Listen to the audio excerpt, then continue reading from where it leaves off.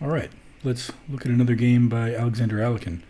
This time, Alekhine has the white pieces, and he plays d4. His opponent was Grigory Levinfish, who replied with c5. It's often called the Old Benoni. It could turn into a few different things, including one of my favorite openings, the Czech Benoni. But Alekhine did not think very highly of this move and said that white can get a pleasant space advantage by just pushing their pawn to d5. You might be wondering, why not take the pawn?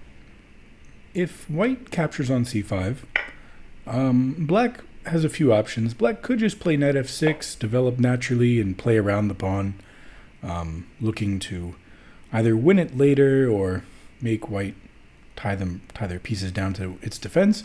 If black wants to win the pawn right away, though, black can play queen a5 check, and after, for instance, knight c3, queen takes e5.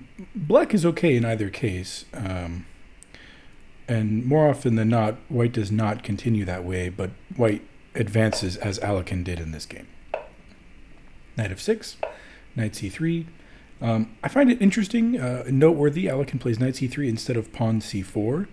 Normally, in these kinds of positions that arise after, for instance, d6 and e4, white would already have a pawn on the c4 square.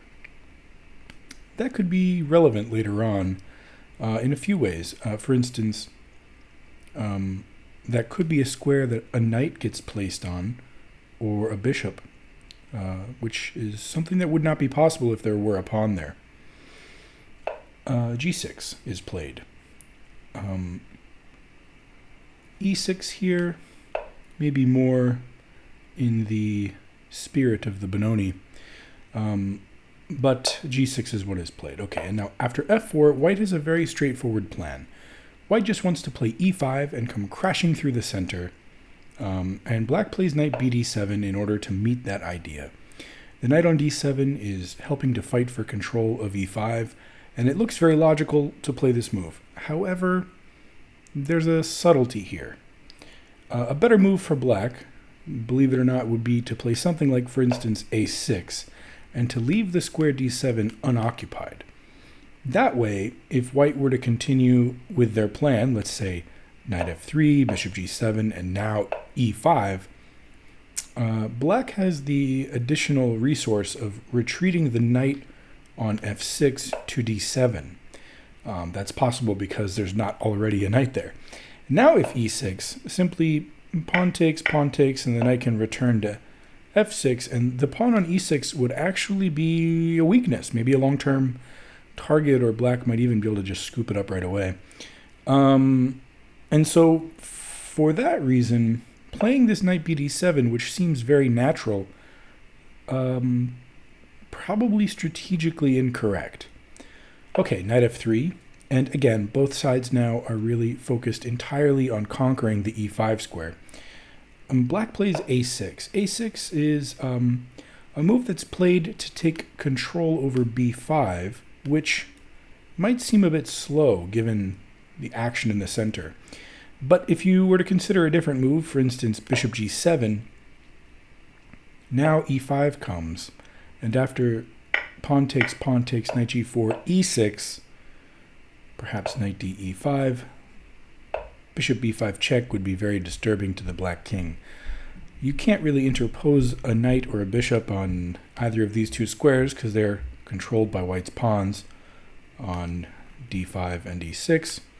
So something like king f8 would have to be played, and, well, okay, black's position looks to be in shambles already. And so in order to avoid that sort of unpleasant check on b5, Levinfish plays a6. Okay. Now e5 is played anyway. And after pawn takes, knight g4, white is able to achieve this e6 pawn break.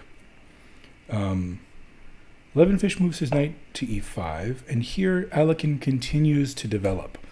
Something I noticed as I played through this game was how at several moments in this middle game where there was tension building, rather than releasing the tension, Alekhine developed and sort of increased his control either over e5, as this move does, or his control over these light squares in the center. You'll see what I mean.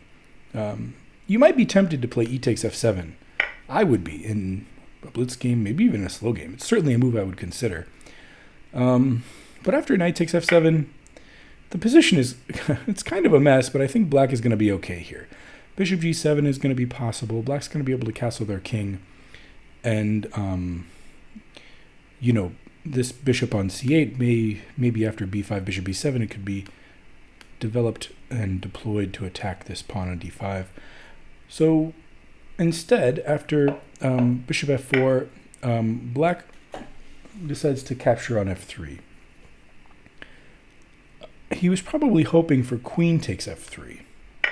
When after pawn captures, there is, a little bit of, this knight is kind of displaced and black is a little bit behind in development, but he'll probably be able to just run back to f6 and things will be eventually somewhat okay for black. After bishop g7, he can castle. This pawn might even be a defensive resource. You might be wondering, in this position after pawn takes, why not simply play queen takes knight? I'll pause and see if you can figure it out. So the answer here would be simply e5. And after this move, there is an attack on the bishop on f4, as well as the queen on g4. So if we save our queen, we'd lose our bishop, and we're not really winning any material. And so for that reason, after pawn takes is a superior move. But even here, black was probably okay. And so after knight takes f3, Alekhine did not take with the queen, but instead captured with his pawn. And now the knight retreated to f6, and once again, rather than playing pawn takes f7, Alekhine develops and increases his control in the center of the board. F takes c6 was played, and I was curious when I played through this game, why not play b5? Because I know b5 is the kind of move that every Benoni player is just waiting to play, and here it looks like it gains a tempo, but it kind of fails for a tactical reason. I'll let you see if you can find it. Just knight takes b5. Again, the control of these light squares is devastating for black. If pawn takes, bishop takes b5 check, we're going to recuperate a piece on d7 and come out of it ahead some material. So after bishop c4, black did not play b5, but rather exchanged pawns on e6. And after pawn takes, black played queen b6 with a double attack, attacking the pawn on e6 and the pawn on b2. The pawn on e6 is an attacking resource around black's king. And so Alekhine plays queen e2 to hold on to that pawn, valuing this pawn much more so than the b2 pawn. After queen takes b2, white is facing some real menacing threats. The queen is attacking the knight on c3. The queen is attacking the rook on e1. Both are currently undefended. And this is starting to feel like the kind of very messy game that every Benoni player loves to play. White only has one move here that really consolidates an advantage. I'll let you see if you can find it.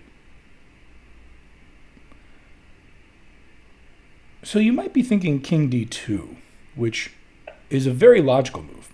After king d2, we are holding on to the knight on c3 with our king, and the rooks would be connected. So we're not losing any serious material. But with the king kind of stranded in the middle and no pawn cover, it's probably going to be a very dynamic but nonetheless equalish kind of game. Black will be able to play bishop g7 and probably castle. At some point, our king is going to have to find safe haven. It won't be on the d file. And you can sort of feel a looseness in white's position. Believe it or not, the absolutely insane move, knight b5, is the best move here for white. In fact, it's just completely winning. Levinfish played queen takes rook, which is check. And after king f2, he took the other rook. And so, Alekhine basically just said, okay, take my rooks, both of them, but give me a free turn to play knight b5. And now comes knight c7 check. And black's king is completely surrounded.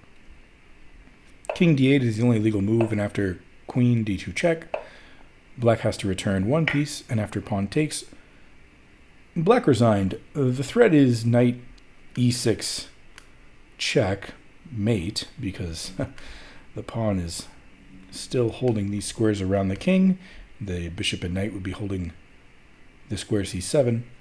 And if black were to try to give himself an escape square, instead of resigning, let's say black had played something like e5.